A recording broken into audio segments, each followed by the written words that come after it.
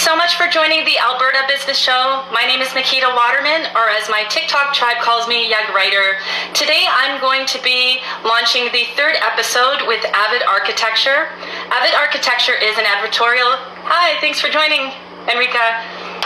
Today is the Alberta Business Show. My guest is Avid Architecture. It's an architectural company here in my city in Edmonton, Alberta, Canada.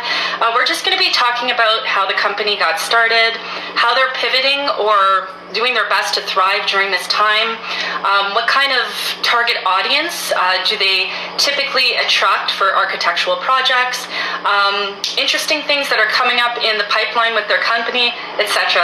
Hi, thanks for joining. Just going to bring them on the line now.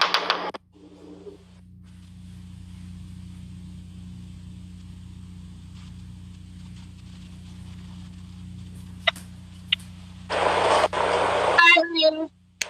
Hey, Makeda. Hi. How's your day going today? It's going really good. Awesome. So thank you so much for joining the Alberta Business Show. I typically will give my guests the floor to just kind of explain who they are, what kind of company they currently have at the moment, and how they're pivoting during this interesting time in the world. Okay, well, thanks for having me. This is really exciting. This is actually like my first live. So I don't totally know how to do it. But I am the principal at Avid Architecture, and basically our mission is to help people feel good and help people feel connected in spaces and feel like they belong in spaces. And our medium is architecture, and so we do that through really beautiful designs. And I guess this pandemic has been really crazy time for all of us. There's so much to talk about with it. I guess a big thing was like transitioning to working from home and getting our technology infrastructure up and going. And so that was one thing, but it was actually not as hard as I thought it was going to be. I'd always expected that my business would always need to be in person because we value connection so highly and we're extremely collaborative. And so it's like I just had this judgment that I felt like I needed somebody to be right there in order to make that full connection. But it's actually been okay. So that was really eye-opening, just being able to still make those connections and do the collaborations. It's maybe not like a collaboration in the fullest sense as though we were in person, but it's definitely way better than I imagined it would be. That's awesome. I actually know a principal in San Francisco. He helps run like a tech startup, and boy, his job, I mean, he's all over the place. Like, how do you handle the stress? Do you travel a lot? Do you have to be in countless meetings every day? Like, how does your day look like? It is a lot of meetings. I've been doing this thing this year actually, where I try to keep my mornings free of meetings. And that's been making a huge, huge difference because I do really like meeting with people, and I love listening to people. But I also need that time to just let my brain sort of be on an even keel and just kind of like absorb different ideas and thoughts just within its own self. So I actually hate traveling for work, so I don't do that very often. And I keep my mornings free, and that's been working so well. And then the other thing is I have planning days on Fridays where I don't have any meetings, and that's been so amazing because like I'm slowly realizing that the whole hustle and being super busy actually doesn't result in more being done. And like, it's something I didn't really believe before, but I actually do believe it now. I'm still getting used to it though, because it's so easy to get in that trap of like wanting to do more and wanting to just keep thinking. And like, I was trying to meditate last night, and I was just realizing that I just kept defaulting to thinking. And sometimes it's harder to meditate, and sometimes it's easier, but I was realizing, oh man, I'm stuck in my head because all I want to do is solve problems in my head. Yeah, I know exactly what you mean. It's funny because I read this article on LinkedIn, and it said the same thing, that when we multitask, it actually reduces our productivity and we actually get less done, and our creativity and our ability to do a little bit more from like a excellence perspective, it actually goes down the drain. And I wish I knew that 6 years ago, because I would have just one step at a time, but 6 years later, and I'm finding it out on LinkedIn, so. Yeah, totally. I know, yeah, if only I knew that. Oh man, all through university, if I had known that I just didn't have to like constantly produce, I would have had so much easier of a time. I hear you. It sounds like the work environment at Avid Architecture sounds very laid back and open to creativity. Tell me a bit of how it feels like to actually work in the building. So it is really laid back, and that was extremely intentional, because it's I don't know if the viewers know the architecture industry very much, or if you do, Makita, but we have this like tradition of way overworking, and like, for example, in university, it would be common for me to spend an entire week and just have 8 hours of sleep.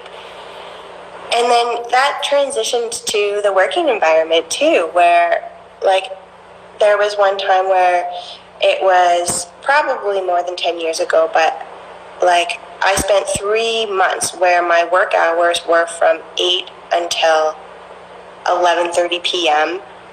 at least 6 days a week, and it was just so normal. It was almost like that was the culture, and it was celebrated. Like, it was like good, like we're working so hard, we're doing so much. And I've really been intentional about not wanting that to be the culture at Avid. Like, I really believe that in order to create buildings that make people feel good and that support people's well-being, that we have to be supporting our own well-being. We have to feel good about our lives, because if we're not feeling good, then we don't feel motivated to do anything. Like, it's like, what is the point of life in general? So we never work overtime, ever. Wow. Which I'm so happy about. But even still, like, just throughout our workday, like, everybody kind of makes their own hours. We try to be together between the hours of 10 and 4, roughly, but people can start earlier, people can start later, and there's a lot of flexibility in, like, when you take your breaks, and we often do office fun activities. Like, we this week we're going to take some scooters and like go across the high level and just scoot around on the south side of town. Awesome. Yeah. And I'm also curious to know, how did the company get started? Was it you and a group of people in university, and you just came up with an idea? It'd be interesting to hear. Oh, sure. So I went to school in Toronto, and I worked there for probably about 10 years after school. And so I really loved my office that I worked there. I mean, we definitely were overworked, but I felt so lucky to be able to design libraries and just buildings that are so good for society. And so that was really nice. But my husband, actually, he was a substitute teacher in Toronto, and like it was such a high cost of living that we were actually going broke. Like I had like almost 100,000 in student loans, and it was just impossible to pay it back, because the other thing about Ontario is that there's quite a few architects in comparison to the demand, and so the pay is really low. So and my husband was substituting, and on the side, in order to just make enough, he was driving a junk truck, which he really liked, actually. So like I know like sometimes I might have a mental block about that being such a blow job, but it was like a fun job for him, but still not enough money. So we were totally going broke, and we had family here in Edmonton, and so I myself had never intended on opening up a company. I saw how hard my bosses worked in Toronto, and I just thought there's no point. Like they're making just a little bit more money than me, and they're kind of working themselves to the bone. And so I didn't see how that would be a good thing at all. And so when my husband moved, we did it on the fly. Like we made a decision in 1 month. His family was here. They said that they could help him get a job. And so he took the job, he moved. 3 months later, I moved, and I looked for a job here in Edmonton, and I just didn't find exactly what I was looking for in terms of time spent designing things that really help humanity. And like, I guess there's different ways of looking at it, but that combined with the culture of really respecting people and really supporting their wellness as people, I just didn't find exactly what I was looking for. And so I worked here for a little bit, and then I paid off my student loans like 10 years later. And then after that, I just felt so free. I was like, I can do anything. I don't have these loans to pay back.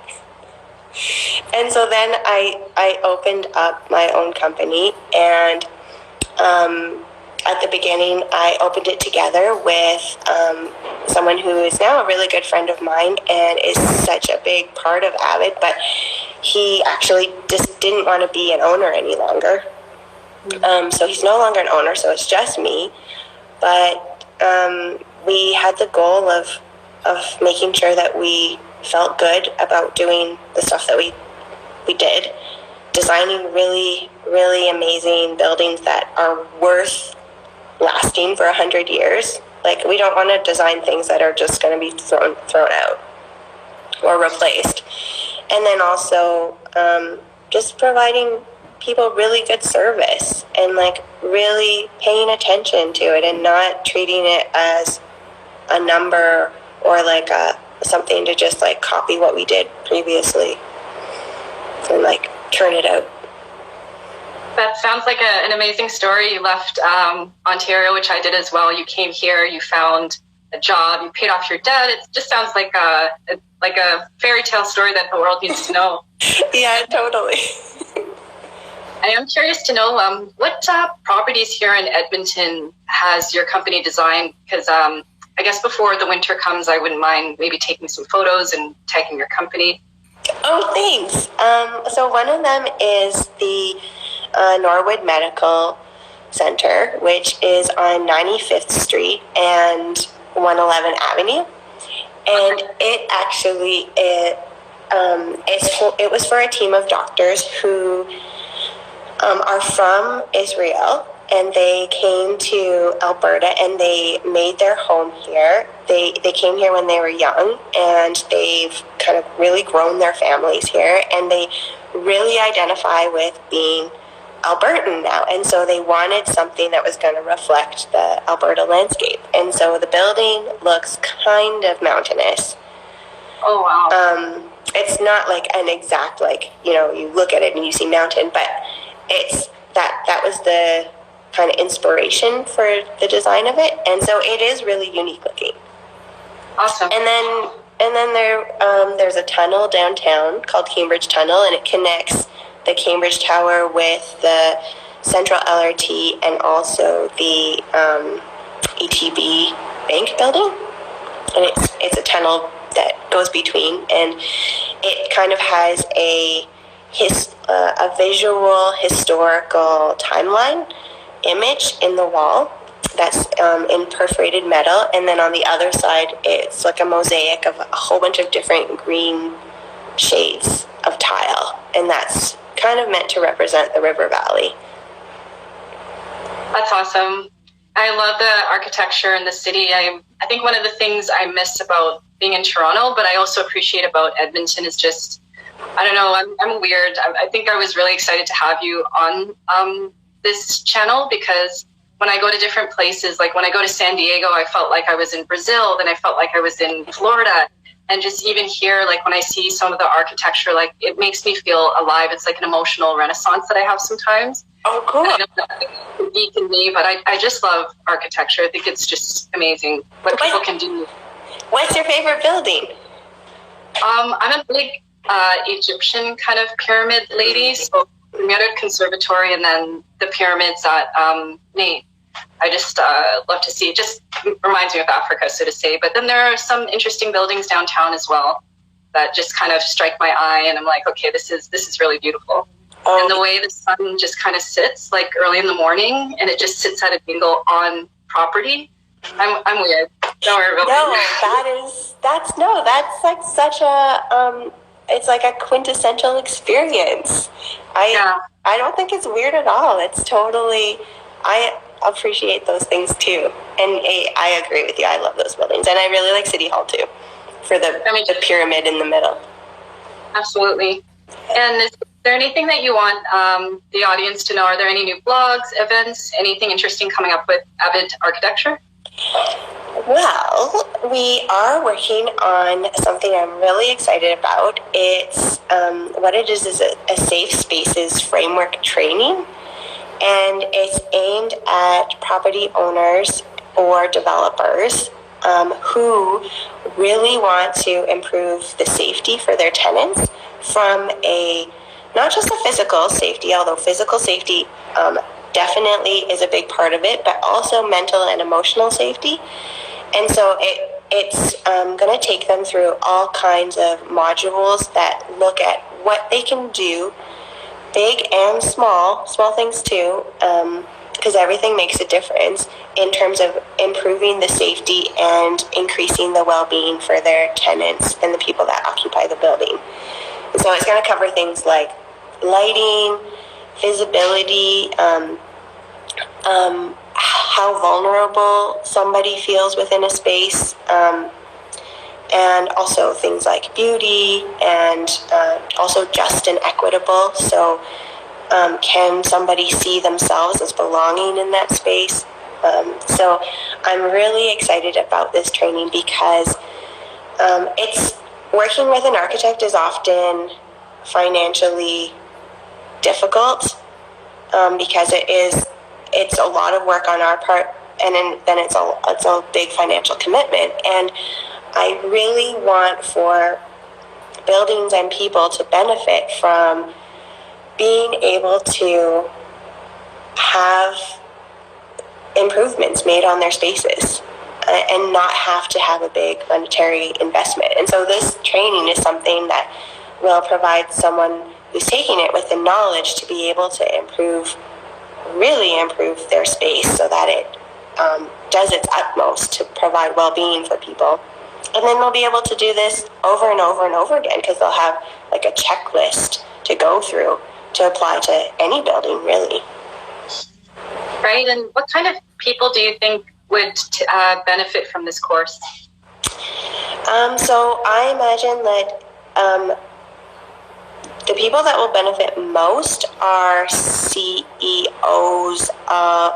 developers, people that are in the management level, and also people that are in the property manager and maintenance of buildings roles in their companies. Because even if they don't have the ability to make the decision on what to improve, they need to be in a position where they can be a strong advocate for making certain improvements to the building. And I absolutely agree. Yeah. Yeah. I do. And is there anything else that you want our listeners that are on the line or anybody that will watch this to know about you, the company? Anything else interesting? That is a good question. I guess, not really. We covered so much of stuff. I guess our biggest thing is that we just want to create architectural design that ignites joy and really helps humanity. We really see ourselves as improving the world and making it a better place through architecture. And we just love people and love listening to people and love the thing that I really love is I love taking something that's in somebody's heart and putting it into a space. And so making them feel really empowered, making them feel really they belong there, and making them feel really enabled to do what it is they need to do in that building. That's amazing. And how can people contact you? What's your website? Are you on LinkedIn, Twitter? How can people reach you? Yes, good question. So I am on LinkedIn, so it's Cynthia Dovell, and we also have a company page, so it's Avid Architecture on LinkedIn. And then on Instagram here, it's Avid Arch YAG. And our website is avidarch.ca.